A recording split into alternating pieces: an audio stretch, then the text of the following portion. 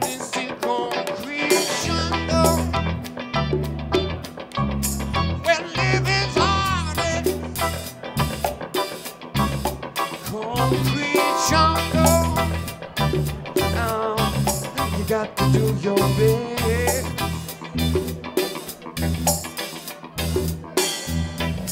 No chains around my feet, but I'm not free.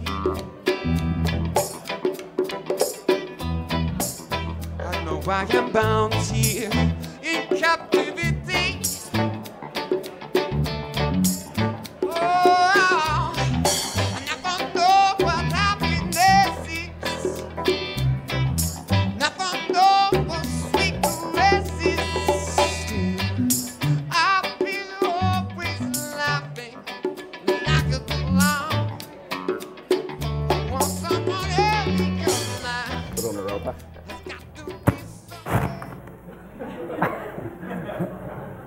Thanks for the music, Cameron. Vaughn Davis.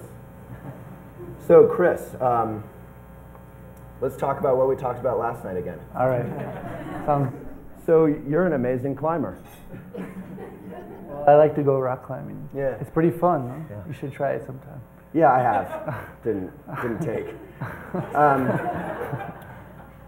So I am genuinely interested. Sort of the same question I asked Steph and Dean, your buddies who are just up. There's a lot of, when you go to the spot or the rock club or you go outside, as many people do, I'm not very good at being outside because I'm scared of heights. There's an immense amount of amazing climbers here in the Boulder area who are incredibly fit and talented, have been climbing since they were kids. I know you've been climbing since when? Yes, for like the last 15 years, since I was 12. Right. Ladies, that puts him at 26. No, it doesn't. What do you feel like? It's a hard question, I'm sure, for you to answer because you're kind of a humble guy somehow. I don't know. If I were as good as you at anything, I wouldn't be. I'm not humble now, and I have no talent. What do you think makes the difference between a good climb and a great climb, or a good climber and a great climber?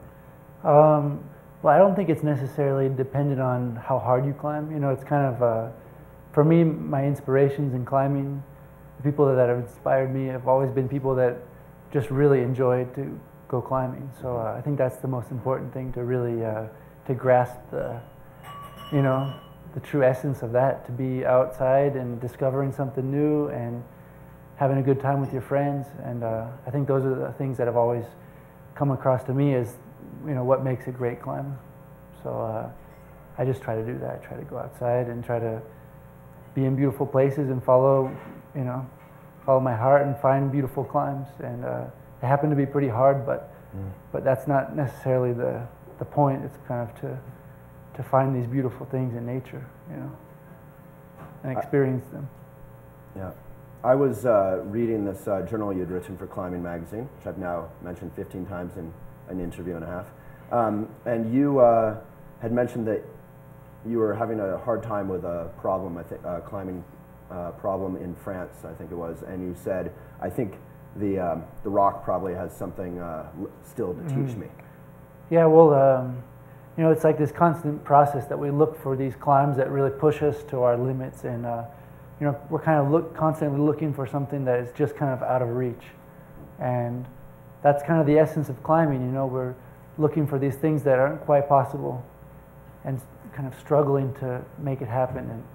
And when finally they do happen, it's kind of like you don't really know what to do with yourself. So kind of always finding something that to push yourself and struggling to do it, making it happen, and then looking for the next thing. It's kind of a never-ending process. And the real life of the whole experience of climbing is in the process, in the struggle. You know, you think it's to get to the top of something, but once you do get to the top, you're like, well, now what do I do? Because really what we enjoy is the, you know, is the fight. You jump off with a little squirrel outfit in Dean Potter's. I don't. No, I have a lot.